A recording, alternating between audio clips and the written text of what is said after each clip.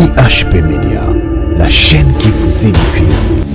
Bien-aimé, Bible Zoloba, Élie a déclaré à tout ta volonté en Zambété que avant d'aloba Nzambe, est-ce que Oroki peut permettre que na sakola que mboule bétate pendant 3 ans et 6 mois. Élie a déclaré sinon à ma parole. Alobi na kombo yesute. Alobi sinon à ma parole. Pourquoi? Parce que Élie a yeba que non, Nzamba zalaka sima maloba basali na ye enfin qui a accompli. Et puis Nzamba s'appelle la déclaration Élie. Mboule bétate pendant 3 ans et 6 mois. Au contraire, Nzamba longo lié na ville azalaki a memie na torrent de Kérit. Pourquoi? Parce que Nzamba zalaka sima maloba basali na ye enfin qui a accompli. Bien-aimé, confie-toi au serviteur de Dieu. La lingo se confier na basali na Nzambe. La lingi o s'attacher na basala Nzambe pour que o soit réussite ya bon moina yo. Zalaka na souci ya basala Nzambe. Soko tangi histoire ya Ézéchias Ézéchias sa sala ya basala Nzambe bolamu elongolela ye liwa. Mais ezana mona Nzambe msozo sepele a sepela na ye a critiquer serviteur de Dieu mon soi-disant pour la taka chemise et toboka. Non, bien-aimé. Ozomi luki la malédiction yo moko. Au contraire, lingaye mi pesa e pay na ye. Sungai na balolenge nyonso yo kokeli po sungaye. Expliquez ba problème na yo. Si seulement si osa convaincu que c'est un serviteur de Dieu. Ndena uti koloba un serviteur de Dieu c'est lui qui craint Dieu. Soko moni azotambo na kobanga Nzambe, azo sala volonté na Nzambe, c'est lui qu'on appelle serviteur de Dieu. Alors il faut se confier na ye. Bien-aimé dans le Seigneur. IHP Média, la chaîne qui vous édifie.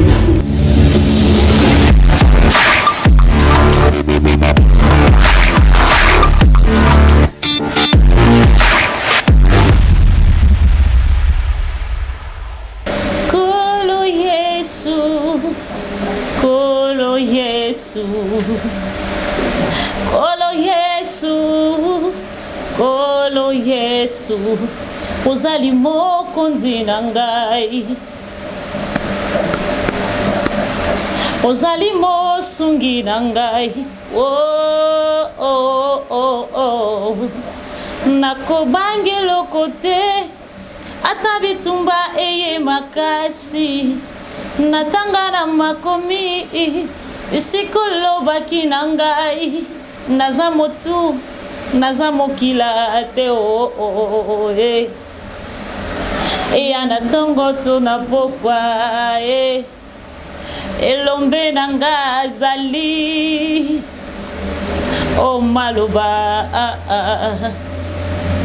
nakobange lokote ata bitumba eye makasi natanga na makomi isikolo baki na ngai naza motu naza mokila te oh, oh, oh, eh. Eya natongo to na pokwa otwa makasi nanga azali yozali oh, oh, eh. Nazwa nanga ngolute yakobotama mwana ya mokonzi nazwa pengolute oh, yakokola na fami ya mbongo nazwa kaka ngolu yakoyeba yo Nzambe na bomboi lokolanga na yebi yo nakangami na yo tika nakangama na Nzambo yo asalaka na tango na ye. Oui, shalom peuple de Dieu, mbote, mbote na bandeko balandi, émission Instant devant le trône, émission Izalaka toujours présentée dans votre humble servante au Prince Kambouzi, de partout où vous êtes, que Dieu vous bénisse, je vous salue au nom du Seigneur Jésus-Christ de Nazareth, car il est écrit dans le livre de Luc, chapitre 18, les versets 1er, priez et des points se relâcher. Alingi bisika bizwami bino bokangami soto sambele longo na bino parce que Nzambe alingi alobela bino na mokolo ya lelo. Alingi ogumba mutu bisika ezwami yo po tolingi to kaliloba na Nzambe yo nanga tolingi to yoka parce que nga naza juste un simple instrument liloba na Nzambe ezalaka ye moko Nzambe ndenge komami na Genèse chapitre 1er qui au commencement était la parole était avec Dieu et la parole était Dieu. Nous inclinons légèrement nos têtes dans la prière. Seigneur, nous te disons merci pour un moment ya kitoko tolingi toyoka liloba na yo. Il est écrit dans l'air de détresse, tu les as envoyé ta parole et ta parole les a guéris. Seigneur, tika ite liloba o ekobima na mokolo lelo ekoya na mabele ya malamu libota na yo eyoka enfin kete yango na misala bandi nanga lokola alpha na lingo cheminer nanga lokola Elohim poko banabiso kino na suka lokola omega to bondeli boye na kombo na nguya na Yesu Masia. Amen. Oui, peuple de Dieu, nzamba lola apambola bino pona yo moto sepelo tika nyonso po Olanda émission o mesana ko Olanda tango nyonso instant devant le trône. C'est toujours votre humble servante Pris Kambuzi. Alors sans plus tarder, la lingi to fongola mokapo Nabiso, je m'excuse. La Lingito Fongola Mokapo Nabiso, nous sommes dans le livre des 2 Chroniques, chapitre 20, le verset 20. Qu'est-ce que la Bible nous dit en 2 Chroniques, chapitre 20, le verset 20? La Bible nous dit, nous allons lire ensemble avec vous. La Bible nous dit, le lendemain, ils s'est mis en marche des grands matins pour le désert de Tekoa. À leur départ, Josaphat se présenta et dit, écoutez-moi, Juda et habitants de Jérusalem, confiez-vous à l'Éternel, votre Dieu, et vous serez affermis. Confiez-vous en ce prophète et vous réussirez. Amen, au peuple de Dieu. Josaphat azalaki roi, mais en même temps, abandaki kosale lanzambe, azo conseiller na Juda. Alobi boyo kangai peuple ya Juda bo se confier na basali na ye boko réussir mais pas na ye moko nzambe boko zala affermi. Pourquoi? Parce que Josaphat abandaki ko conseiller peuple na nzambe bongo parce que nzambe atika lipamboli na ye na nzela ya basali na ye.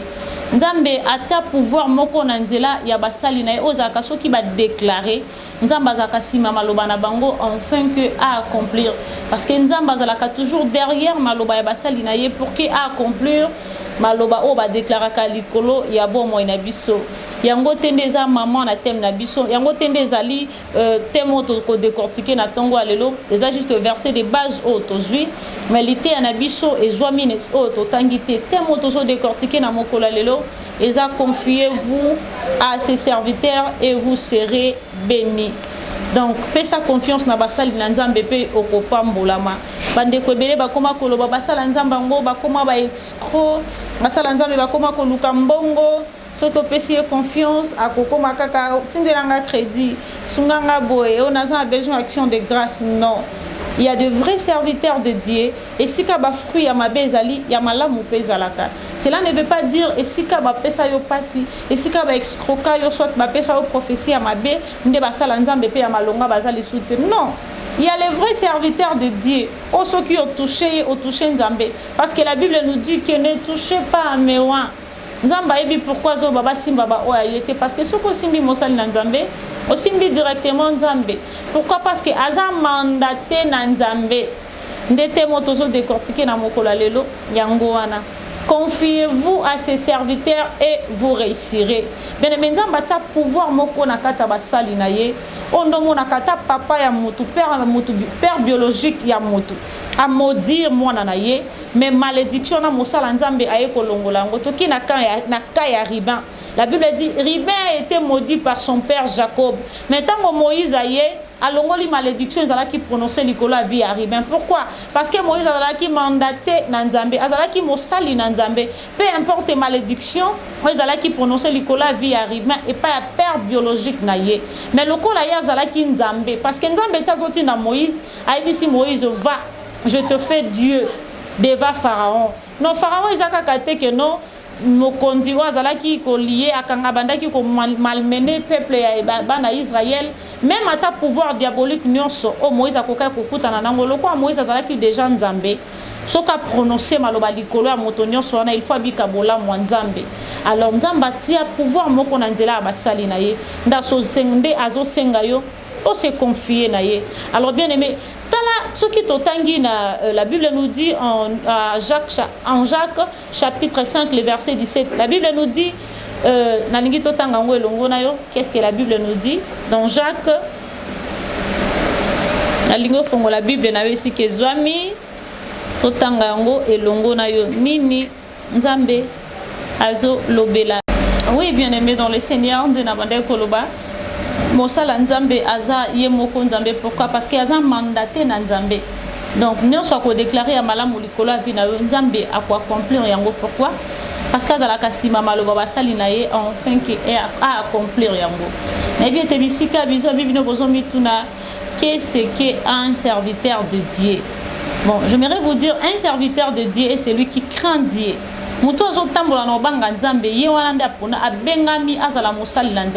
C'est lui qui marche dans les normes du Très-Haut. C'est lui qui est intègre.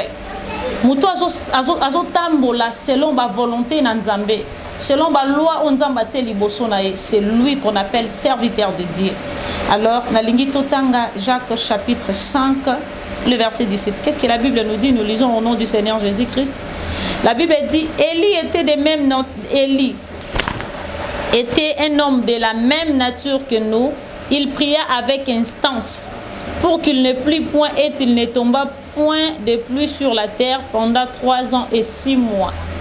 Bien aimé, Bible Élie a déclaré à tout ta volonté en Zambété que avant d'aloba Nzambe, est-ce que okoki ko permettre te que na sakola que mboule betate pendant 3 ans et 6 mois.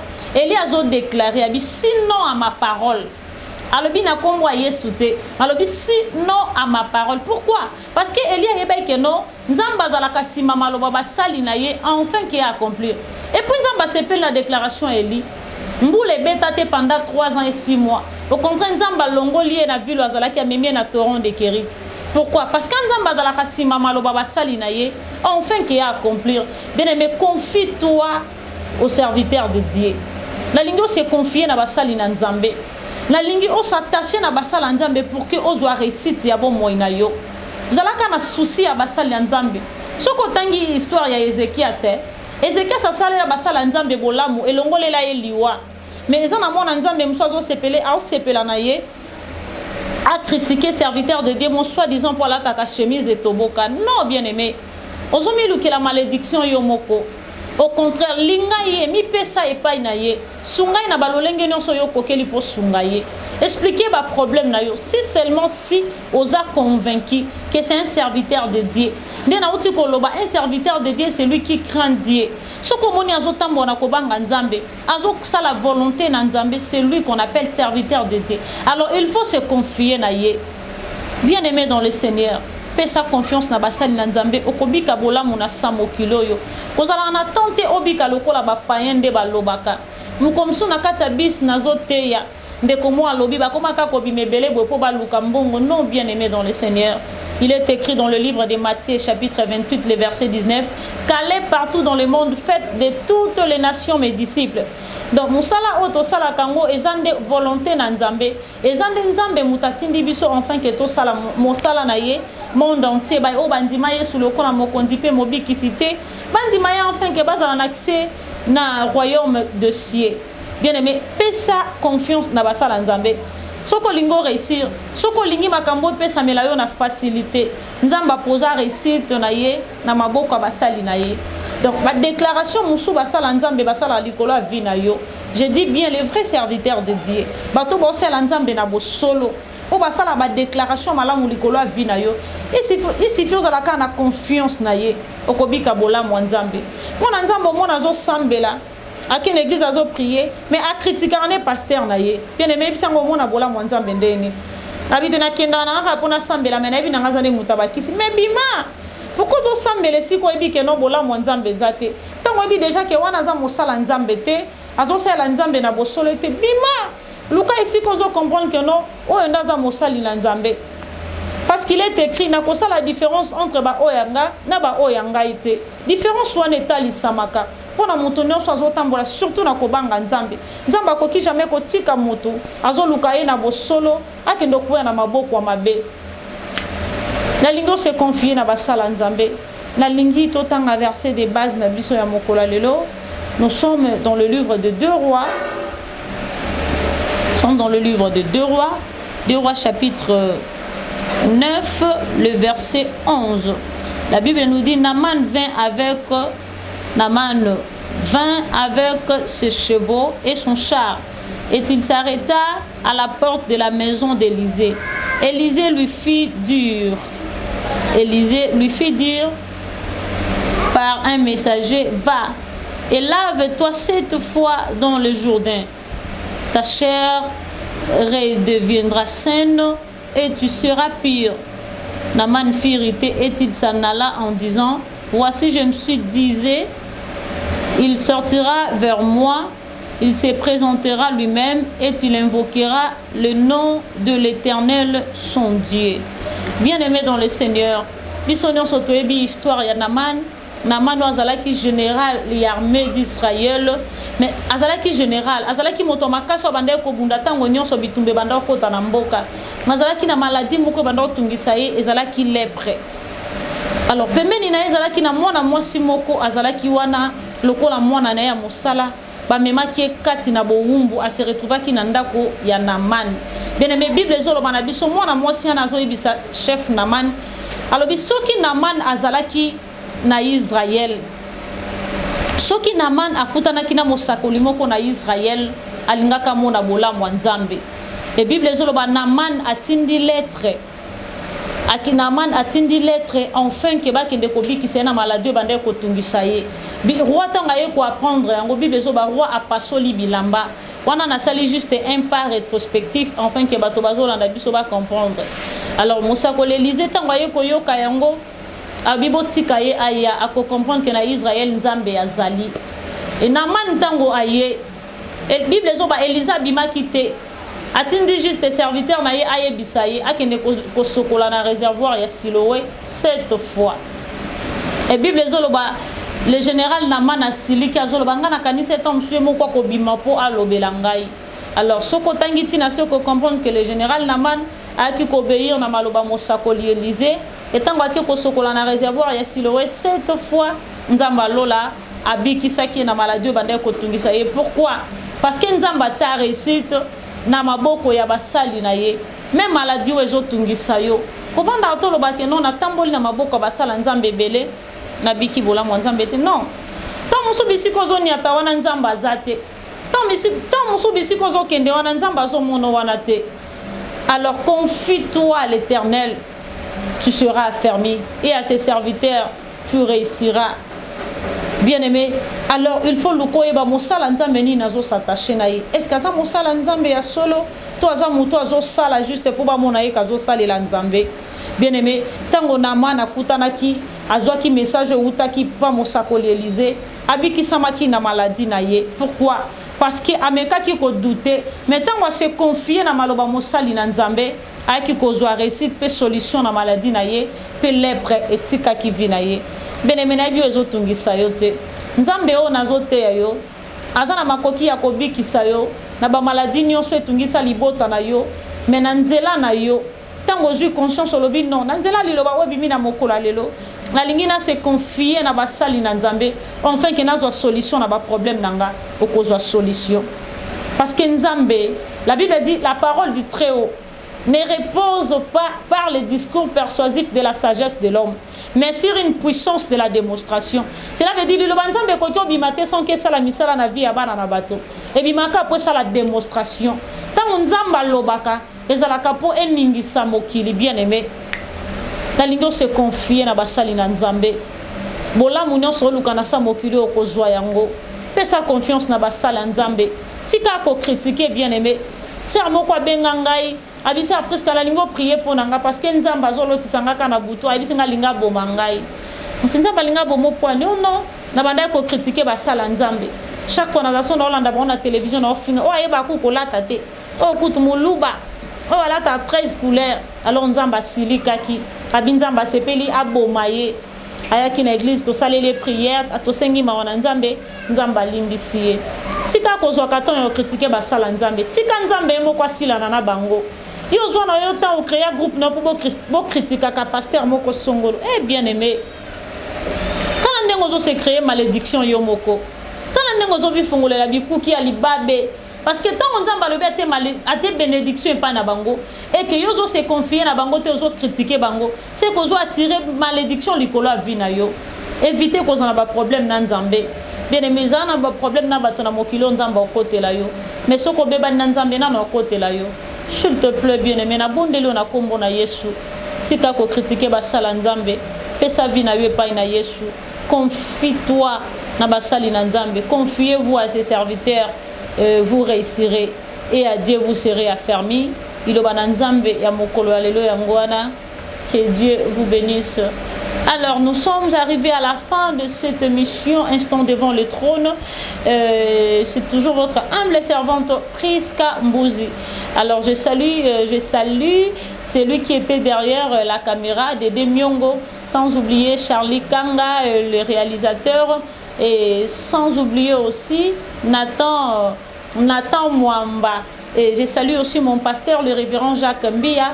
Je salue mon frère Fabrice, les garçons sympas. Je les salue, les présentateurs de l'émission Les Paradis Célestes. Que Dieu vous bénisse de partout où vous nous suivez. Nzambea Pambolabino.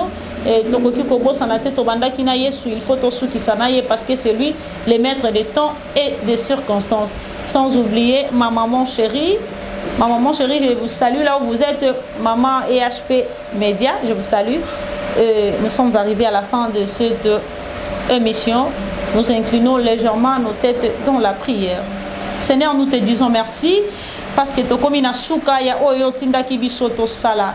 Nzambe na makoki tika ete liloba oyo bimisi na mokolo lelo échanger et transformer et bongo la langage ya bana na nzambo babandaki ko critiquer oande ko souhaiter mabe comme la basali na yo oande ko zwa tompo na ko finga nzambe limbisa bango parce que bayeba kite babandaki ko vivre kati na ignorance mais lokola bayebi na sengi maona we kita likolo ya moko na boko fungolela moko na moko bikuki ya malamu abanda marche ya sika ko banda mokolo ya lelo lokola yoki andimi pe kote yango na misala zala nzambo tambola na ye sunga moko na moko ayoki liloba na nzambe ya mokolo lelo atambola na kobanga yo car il est écrit que l'ange de l'Éternel campe tout autour de ceux qui les craignent et il les arrache au danger.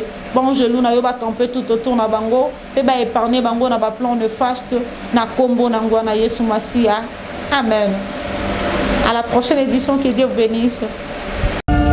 IHP Media, la chaîne qui vous édifie.